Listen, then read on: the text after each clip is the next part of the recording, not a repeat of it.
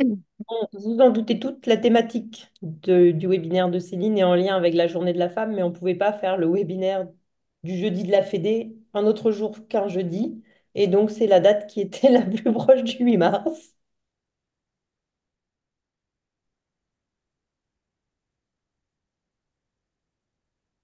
Et les jeudis de la Fédé, c'est toujours le deuxième jeudi du mois.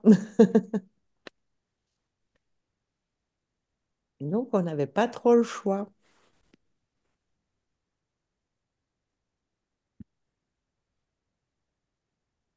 Il est 35, on commence.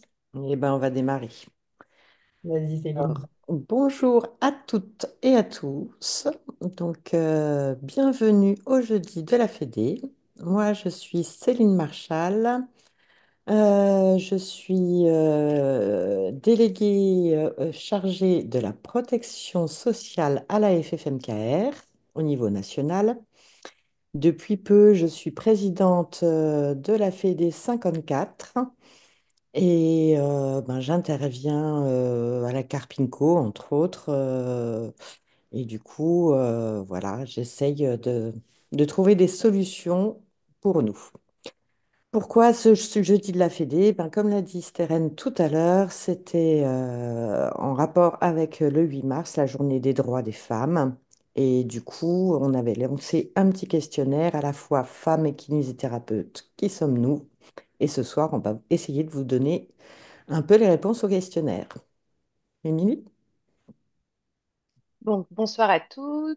Moi, je suis Émilie Pesson-Onix. Je suis kiné à Aix-les-Bains dans le 73. Je suis vice-présidente de mon département au sein de la FFMKR et je suis aussi élue comme conseiller fédéral des régions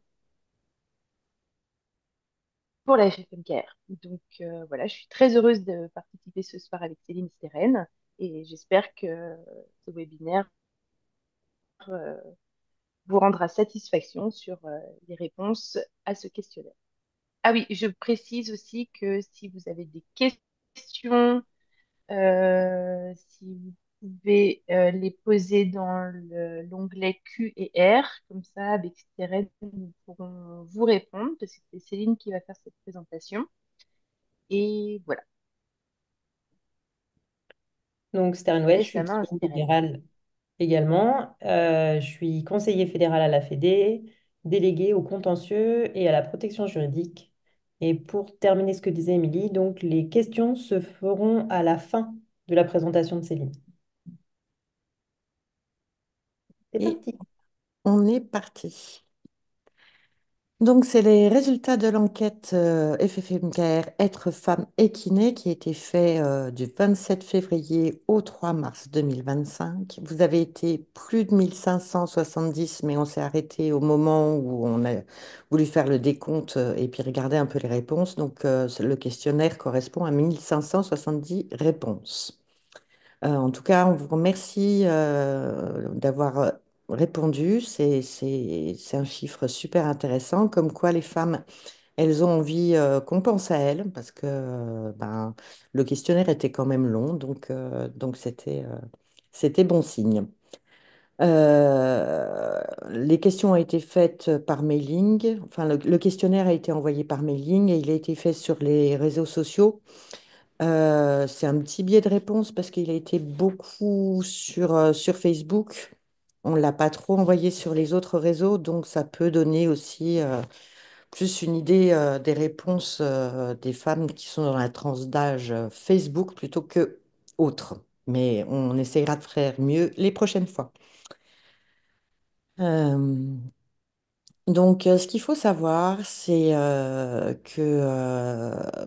en janvier 2024, nous étions en tout 105 658 kinés en France inscrits au tableau de l'ordre. J'ai repris ça du livret de la démographie des kinés en 2024. 89 809 libéraux et donc là, 49,4% au 1er janvier étaient des femmes en exercice libéral ou mixte. En regardant bien la tranche d'âge, on voit bien que la profession se féminise et se rajeunit. Et ben, donc, la femme prend vraiment de plus en plus d'importance sur la kiné libérale. Donc, on va partir sur les principaux éléments de l'enquête. On va répondre aux questions. Donc, quel est votre profil? 69% des répondantes ont entre 25 et 45 ans, d'où peut-être un peu le biais Facebook. 82% des répondantes sont plutôt en couple.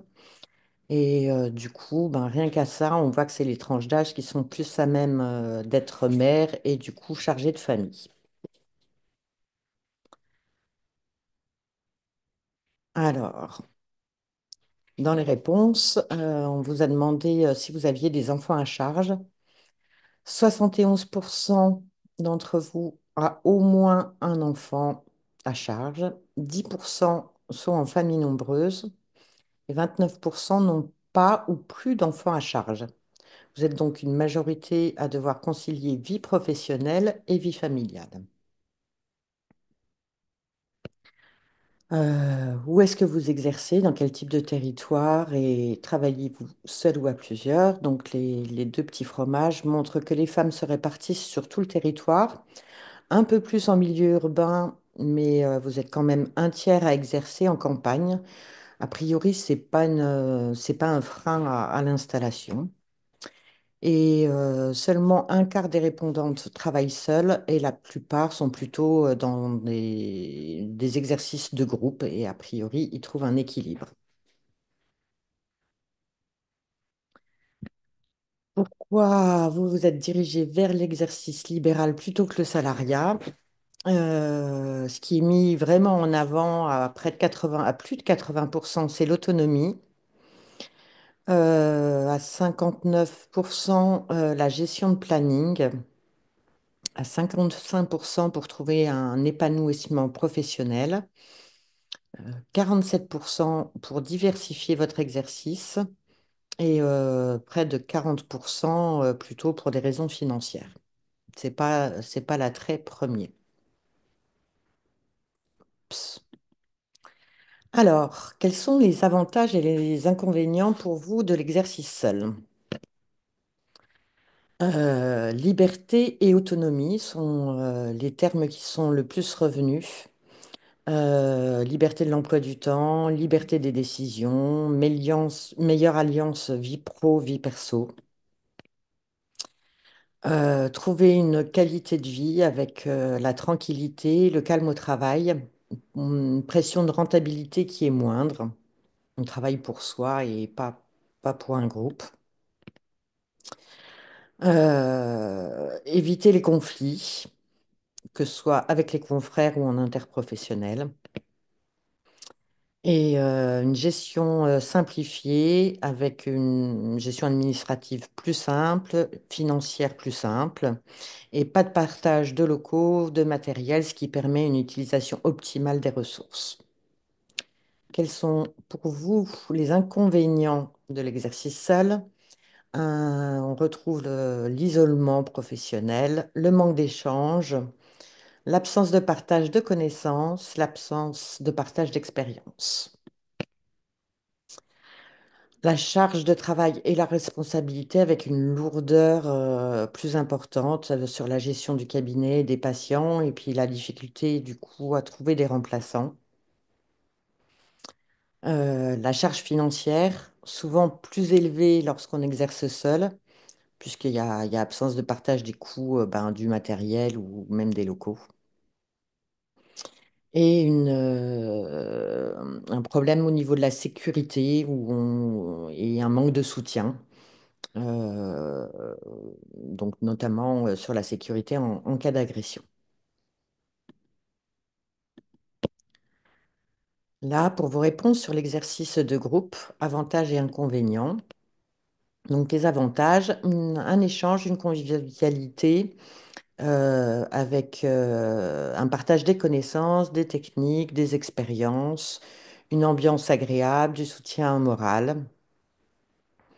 Partage des charges financières, charges administratives, les charges de gestion du cabinet, et sécurité et soutien avec la présence des collègues, une aide mutuelle, notamment pendant les congés ou en cas de surcharge, une flexibilité et une organisation pour les congés, les urgences, les imprévus, et puis une meilleure gestion des plannings et des horaires. Qualité de soins avec une complémentarité, une diversité des compétences et des spécialités, une continuité des soins, une assurance de cette continuité, de cette continuité des soins. Dans les inconvénients, on retrouve la gestion et l'organisation avec des difficultés de coordination, complexité à s'accorder sur les plannings, les investissements et les décisions. Il faut gérer les conflits et les divergences d'opinion. La charge mentale est souvent plus élevée. Stress lié à la gestion des collaborateurs et la coordination, la responsabilité partagée, difficulté à déléguer certaines responsabilités. L'espace, le matériel, ben, le partage n'est pas toujours facile et du coup, au niveau du matériel, ben, le choix dans les investissements. L'entente, la communication, ben, c'est pas toujours évident et ben, il faut mettre en place de bonnes communications pour éviter les malentendus. On passe aux heures de travail.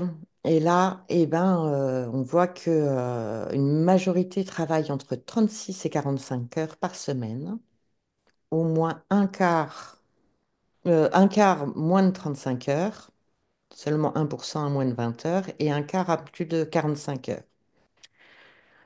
Donc les trois quarts ont un temps de travail supérieur par rapport à un salariat. Vous êtes plutôt très active et présente auprès de vos patients. Le temps professionnel occupe une bonne partie de votre planning quotidien.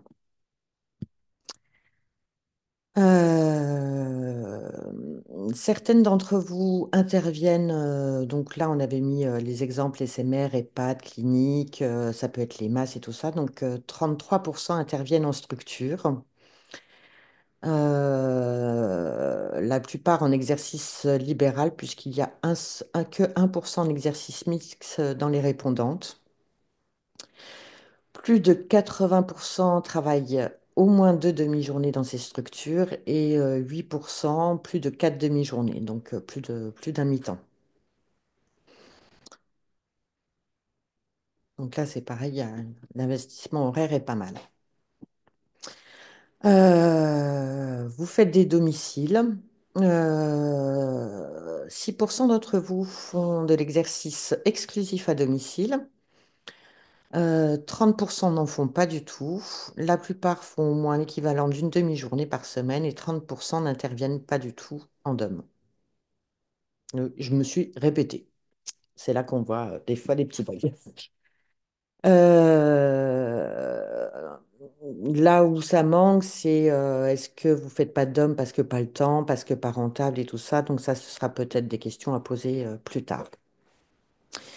Quel temps estimez-vous consacrer aux tâches administratives par semaine? Donc presque trois quarts d'entre vous y consacrent moins de 5 heures. On s'est rendu compte après que peut-être que dans la question, tout le monde n'avait pas pensé à tout.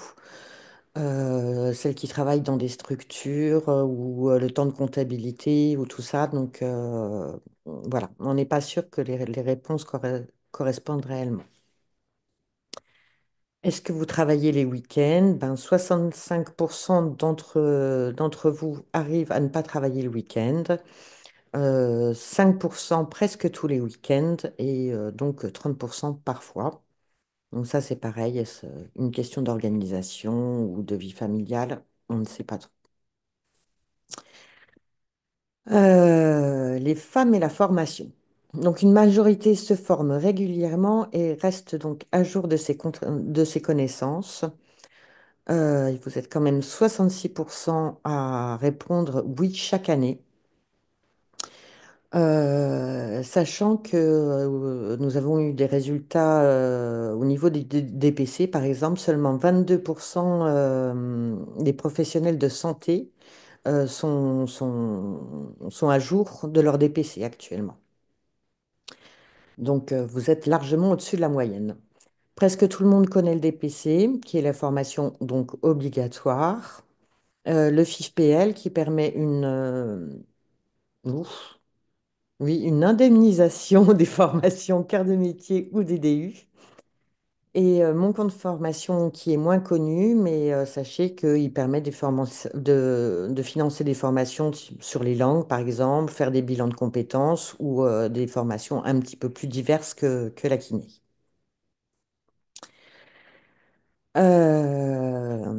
Du coup, ben, par vos formations, vous êtes près de 70% à avoir une ou plusieurs spécificités. Cela montre que vous essayez de monter en compétences et on a bien vu avant que beaucoup d'entre vous se forment régulièrement.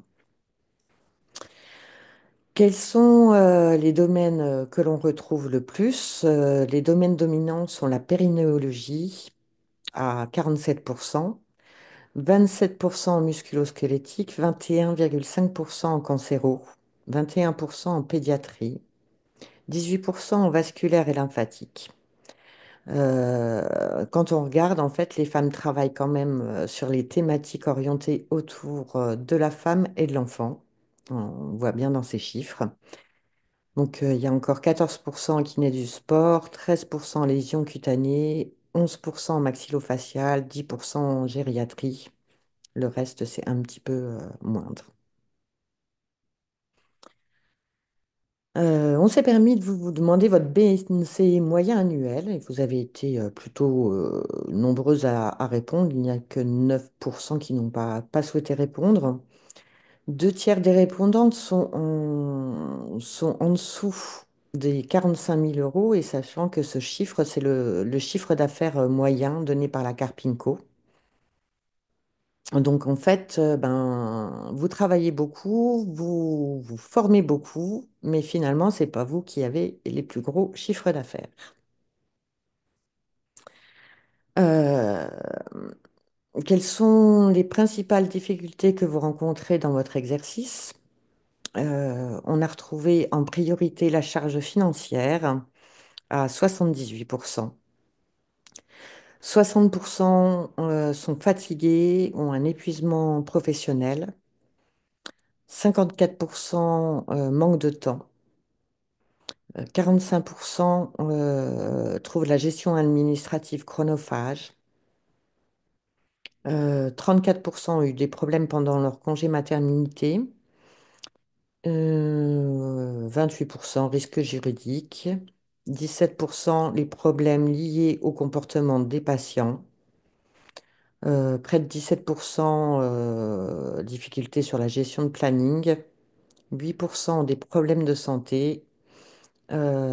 6,5 des problèmes avec les collègues et 1,5% ont des difficultés à développer et à fidéliser la patientèle.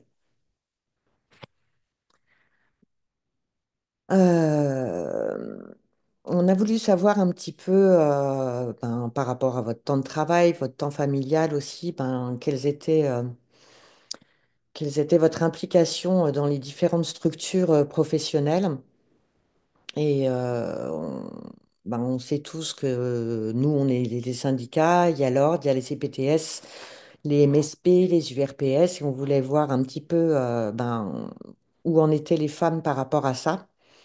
Et du coup, vous êtes 70% à avoir répondu ne pas faire partie de ce type de structure. Euh, Celles qui travaillent, qui interviennent sont en général de l'ordre de 1 heure par semaine à 23%. Et il y a un petit pourcent qui a plus de 9 heures par semaine. Je pense que Émilie, Stérène et moi en faisons légèrement partie. Voilà. Euh, donc là, on avait fait une question libre. Quel aspect de votre travail trouvez-vous le plus gratifiant? Alors, on s'est aidé hein, de Mistral AI pour répertorier toutes vos réponses et qui nous aide à faire un résumé. Euh, donc, pour vous, c'est la reconnaissance des patients qui passe vraiment, qui est vraiment la priorité. L'amélioration de l'état de santé des patients qui vous tient à cœur. Les relations, le contact humain, l'échange avec les patients. L'autonomie, la liberté professionnelle, pouvoir organiser son planning, la flexibilité, voir la progression, les résultats des traitements, l'évolution positive. Pas mal d'entre vous ont parlé d'éducation thérapeutique et d'accompagnement, aider les patients à se sentir mieux. Et la collaboration et la reconnaissance des pairs, qui sont et les échanges interprofessionnels qui sont des éléments importants pour vous. Maintenant, quels sont les ressentis de la reconnaissance du travail? Donc, le ressenti par les patients est plutôt bien mis en évidence. Vous êtes 67% à avoir répondu que les patients étaient, reconnaissaient votre qualité au travail. La plupart d'entre nous pensent qu'il n'y a pas de différence de reconnaissance avec les confrères, même si un quart ne le ressentent pas comme tel. Par contre, nous ne nous sentons pas reconnus par la société, et ce, à plus de 75%. Et ça, c'est toute la difficulté. Je pense que c'est pas seulement les femmes, c'est la kiné en général. Euh, les femmes, ben oui, on sait que les comportements sexistes sont encore présents autour de nous. Et du coup, on a voulu voir un petit peu votre ressenti. Donc, vous êtes quand même 63% à avoir eu quelques petits clichés sexistes et stéréotypes par les patients ou par les collègues. Il y en a quand même 7% qui trouvent que c'est fréquent. Euh, alors là, on va parler on monte un petit peu dans l'échelle. Donc avant, c'était juste des clichés. Là, c'est plutôt au niveau du comportement. Il y a quand même 67% d'entre vous qui ont ressenti des comportements sexistes avec les patients. Euh, c'est beaucoup moins avec les autres professionnels de santé, c'est que 34%. Et 3% le vivent fréquemment, que ce soit avec les patients ou avec les professionnels de santé. Toujours en montant, hélas, dans l'échelle du sexisme, on va parler maintenant des agressions physiques ou verbales. Euh, Avec les patients, il y a quand même heureusement plus de 50% qui n'ont pas eu de problème, mais 43% ont subi des agressions de la part de patients, 15% de la part d'autres professionnels de santé. Et ben, c'est pas toujours facile d'être confronté à ces violences et il faut savoir se faire aider. On va essayer de partir un petit peu sur l'équilibre vie professionnelle, vie perso. A priori, c'est loin d'être évident. Vous êtes plus de 75% à avoir des difficultés, ou au moins régulièrement. Euh, Vous essayez du coup de mettre en place des stratégies pour améliorer, on va dire, cet équilibre. Vous êtes quand même 42% à rester régulière dans la pratique sportive ou artistique. Vous essayez de traiter à la racine. Symptômes d'épuisement professionnel. 58% parfois et seulement 17% n'ont jamais ressenti d'épuisement professionnel. Si vous êtes mère, Alors, avez-vous été rencontré des difficultés à concilier maternité et activité libérale? Et 89% rencontré des difficultés et 42% beaucoup. Le congé mat reste quand même une, une grosse discussion pour les femmes et l'exercice libéral. Pareil par rapport à la parentalité, 90% d'entre vous ont du mal à concilier parentalité et vie pro. On a voulu voir un petit peu le ressenti par rapport au congé mat. Seulement 12% sont satisfaites des aides et 28% pas du tout. Donc une majorité quand même pense que les aides sont insuffisantes, ce qui n'aide pas au niveau du stress. Du coup, on a voulu faire un petit point sur les aides possibles. Vous êtes une majorité à connaître les indemnités journalières de la CPM, une majorité à connaître l'allocation forfaitaire de repos maternel de la CPM, toujours une majorité à connaître les aides du congé en cas d'arrêt pathologique de la Carpinco. Mais bon, c'est même surprenant, il y en a quand même pas loin de 30%, 24% pour la Carpinco qui ne connaissent pas. La Carpinco a aussi un fonds d'entraide. On peut avoir le fonds d'entraide au niveau de l'ordre aussi. Et après, quand les enfants, on arrive sur le congé parental, on peut trouver donc les aides au niveau de la CAF, qui vous êtes 62% à connaître le complément du libre choix du mode de garde et 40% seulement à connaître le prépare. Juste un petit rappel pour le prépare. Attention, si vous prenez un prépare à taux plein, donc à 100%, il vous demande de vous radier de la Carpinco. En cas d'accident, ben, vous n'avez plus les indemnités de la Carpinco, même si vous avez payé les années antérieures. Et puis surtout, vous perdez des trimestres pour la retraite. Donc pensez-y avant de signer sur un prépare à taux plein.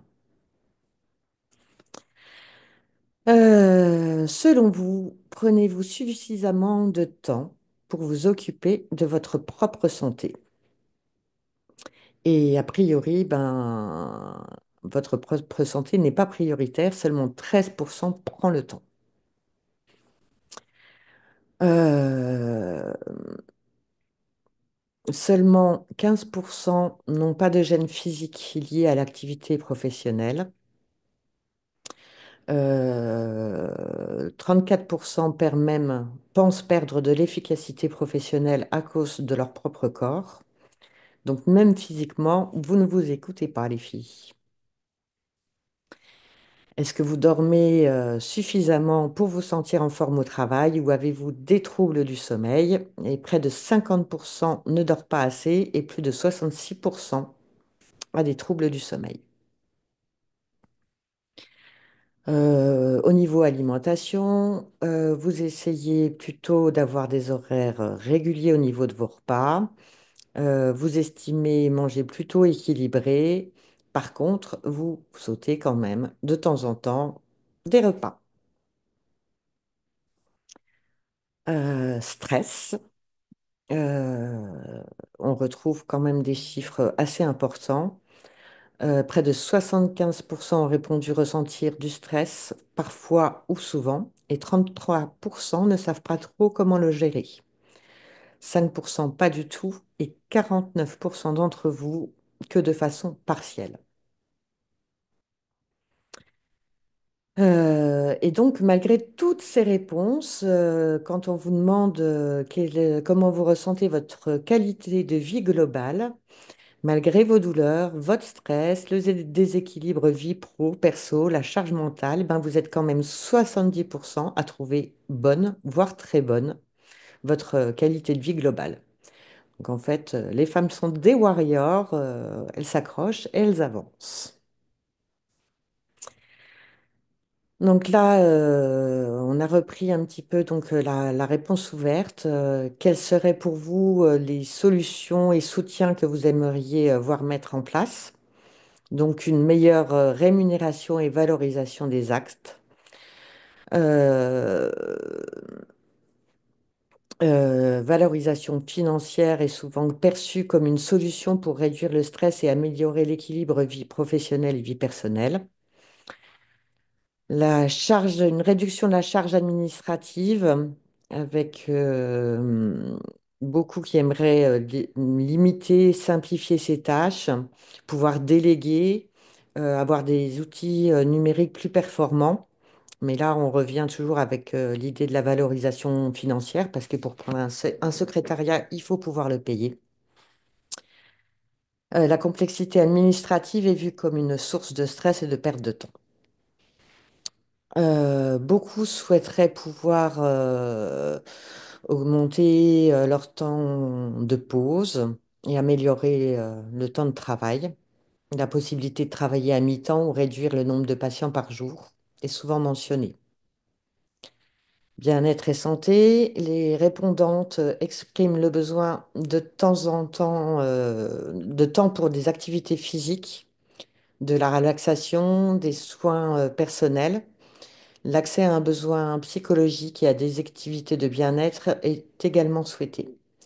Alors, je fais juste remarquer qu'on voit des réponses au masculin, mais c'est toujours l'aide de Mistral AI qui a transformé les réponses féminines en masculin et je n'ai pas pris le temps de faire le correctif. Reconnaissance et soutien, donc tout le monde aimerait une meilleure reconnaissance, tant par les patients que par les institutions. Donc les patients, on avait vu que c'était pas, c'était le ressenti était quand même plutôt positif, mais par les institutions, là, c'est vraiment demandé. Un soutien institutionnel, notamment pour la gestion des indus et des rejets, est également mentionné. Formation et équipement. Certaines souhaitent des formations supplémentaires et un meilleur équipement pour améliorer leurs conditions de travail. L'investissement dans les machines ou des outils pour réduire la charge physique est également évoqué. Et voilà, nous arrivons au bout de ce petit questionnaire. Donc, je laisse Steren et Émilie voir s'il y a des questions ou des remarques. Ben, pour l'instant, il n'y en a aucune. Donc, si vous avez des questions, c'est maintenant. En tout cas, merci Céline pour cette synthèse parce que c'était quand même beaucoup de travail. Donc, félicitations à toi. C'était top. Oui.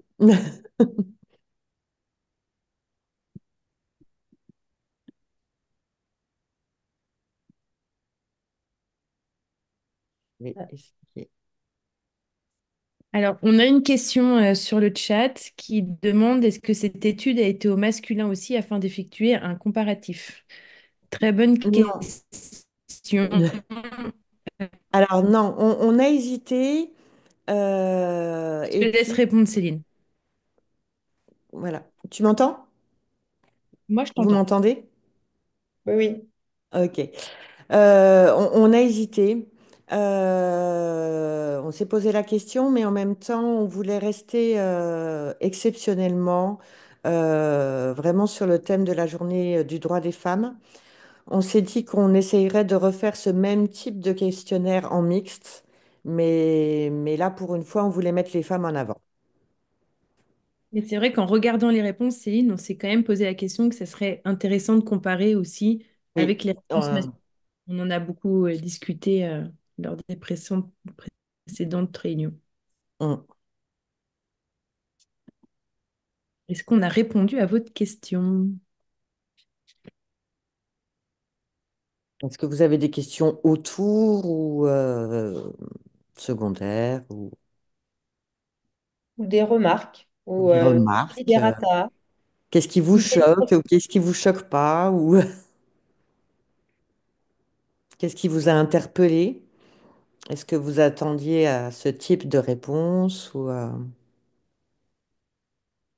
Moi, j'ai été quand même, on en a parlé toutes les trois, on a été très surprises par le quotient temps de travail et rémunération, où on se rend compte que les femmes font quand même a priori beaucoup d'heures et ne se trouvent pas dans les gros tableaux de rémunération de la moyenne des MK. Alors, on a une question, Céline, sur quelles sont les suites de ce travail. Alors, les suites de ce travail, ça, il va falloir maintenant qu'on en discute avec les départements et avec le Conseil fédéral, voir ce qu'on peut mettre en place pour essayer de soutenir les femmes dans les difficultés et de trouver des solutions peut-être pour améliorer l'équilibre vie pro, vie perso avec la parentalité ou la maternité qui sont à remettre en avant. On peut préciser aussi que c'était une première, ce questionnaire, Oui. et que du coup, ça, voilà, ça va rentrer peut-être dans une suite sur le questionnaire qui devient au masculin ou peut-être Une affiner évolution dans le quelques critère années. Voilà. Là, avec c'est une le. photo, un instant T. Vous avez les réponses ont été courtes, hein, c'était sur 5 jours. C'est un instant T, c'est la première fois qu'on lance ce type de questionnaire. Il faudra le refaire pour voir l'évolution. Effectivement, le différencier par rapport au masculin. Donc refaire un mixte peut-être pour pouvoir différencier homme-femme. Il faudra peut-être rentrer plus dans des détails. Là, on est resté large, mais voir si les femmes qui ont des enfants plus petits ont plus de difficultés financières, si c'est celles qui ont plus des enfants ados ou étudiants et tout ça. Donc, là, on est resté dans un questionnaire large pour le premier, mais après, on pourra essayer de rentrer dans des questionnaires avec des réponses croisées qui n'étaient pas mis en place pour le moment. Bon, du coup, Solène nous répond, merci, c'est un bel état des lieux. Donc, merci à toi, Solène, aussi. Merci. Par rapport au timing, on vient juste d'avoir le temps de traiter, enfin Céline vient juste d'avoir le temps de traiter les réponses pour vous faire la présentation justement des réponses que vous avez apportées au questionnaire. Maintenant, nous, il nous faut un peu un temps d'analyse derrière et effectivement voir ce qu'on peut porter, notamment éventuellement au niveau de la carte Pinko. Alors, on a une question, comment expliquer que les femmes travaillent beaucoup et n'ont pas un chiffre d'affaires dans la moyenne nationale? Alors, on y a un peu réfléchi. On a quand même vu qu'il y avait une grosse majorité en urogynéco, en pédiatrie. Tout ça, c'est des soins individuels. C'est quand même pas évident de faire du périnée à 4 mains. On a l'impression que les femmes se dirigent plus vers de l'exercice individuel que vers de l'exercice de groupe. Solène précise parce qu'elles prennent qu'un seul patient à la fois. Ben, c'est un peu la conclusion à laquelle Voilà, on est arrivé. Que vu leur thématique d'exercice, ben, c'était c'est ça. ça. Alors, moi, j'ai une autre question sur le QR. Je serais curieuse de savoir combien sont formatrices en organisme de formation ou IFMK comparativement aux hommes. Y a-t-il eu des freins à l'installation, au prorata, combien d'assistantes collaboratrices titulaires, toujours par rapport aux hommes? Avez-vous des données de ce genre-là? Alors, pas encore. Tes questions sont très intéressantes. J'avoue que mon questionnaire était encore plus long que celui-là au départ. On l'a réduit parce qu'on m'a dit, mais elles vont jamais répondre à des questionnaires beaucoup plus longs. Mais ces questions-là, je ne les avais pas. Donc, je vais me les noter et on essayera de continuer ce travail, oui. J'avais aussi pensé faire toute une partie sur les aidants familiaux parce qu'on est une génération où ça va commencer. Donc voilà. En tout cas, on garde la question parce qu'elle est très Elle est intéressante. intéressante, oui. Il y a une remarque dans le chat qui dit que l'exercice individuel est pourtant la norme conventionnelle. Effectivement, et parfois entre la convention et la réalité, il y a un fossé et voilà. Voilà, c'est comme Mm. ça. Et il y a quelqu'un qui demande pour combien il y avait de répondants. 1570 répondants. Alors, il y en a eu plus, mais on s'est arrêté parce qu'il fallait qu'on puisse préparer pour ce soir. Donc, on s'est arrêté à 1570. On peut préciser 1570 en 5 jours, 5 si je jours, ne hein. Ouais. C'est énorme. Il y a eu une grosse mobilisation de la Vous part. avez assuré là. Ah oui, Franchement, incroyable. on vous remercie vraiment parce que ça donne quand même une bonne image, quoi. 1570, on a un bon panel, quoi. Oui, représentatif, oui.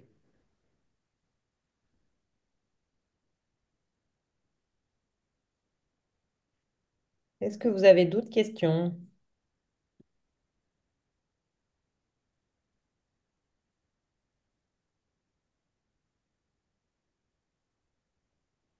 En tout cas, pour une première, on espère que ça vous a plu. C'est vrai que c'était un petit peu un état des lieux ce soir.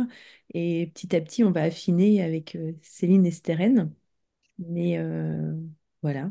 Et surtout, ben, n'hésitez pas à nous envoyer même des mails avec des questions ou des choses comme ça ou des idées. C'est grâce à vous qu'on peut, nous, essayer aussi d'avancer parce qu'on ne pense pas forcément à tout. Euh, on a un vécu, mais on n'a pas les mêmes choses et on n'est pas au même moment de la vie. Donc, toutes vos remarques, vos inquiétudes, vos questions ou ce que vous aimeriez savoir et tout ça, n'hésitez pas à envoyer des mails au niveau à moi, à Steren ou à Émilie. Ça nous permettra d'avancer et puis peut-être de chercher des nouvelles solutions aussi.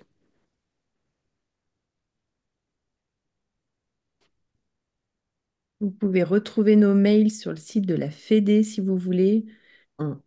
Si vous en avez besoin, on peut vous les communiquer aussi.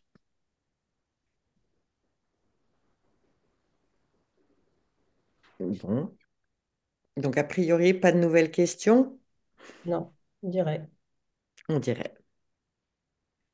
Bon, C'est que bah, ta mesdames, on va présentation vous était géniale. libérer. Eh ben, merci les filles.